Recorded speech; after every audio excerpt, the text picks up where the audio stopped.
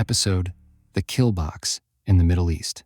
The Strait of Hormuz is only about 21 miles wide at its narrowest point, yet nearly 20% of the world's oil supply passes through it every single day. But here's the part most people don't realize. The actual shipping lanes are far smaller. Tankers move through 2-mile wide lanes in each direction, separated by a 2-mile buffer zone in the middle.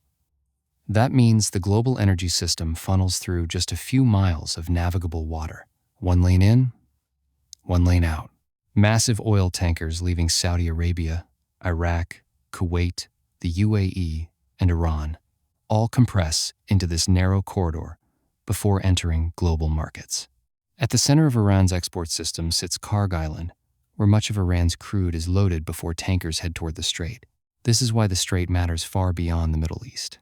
Global oil consumption is about 100 million barrels per day. Countries may hold strategic reserves, but reserves are not the system. The system is flow. When the flow slows, nations begin drawing down reserves immediately. And once reserves start being used, markets react. Prices rise quickly, not just because supply is threatened, but because higher prices force demand down while supply chains stabilize. The world doesn't run on how much oil exists. It runs on how fast oil moves. But the strait is also a military reality. With traffic compressed into just a few miles, slow-moving tankers become extremely vulnerable. In military terms, the waterway can become a kill box. For Iran, this narrow corridor represents one of its final strategic levers.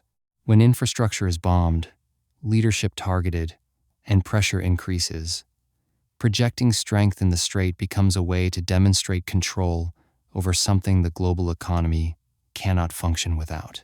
A narrow passage where energy, geopolitics, and military strategy collide. And when pressure builds there, the entire world feels it.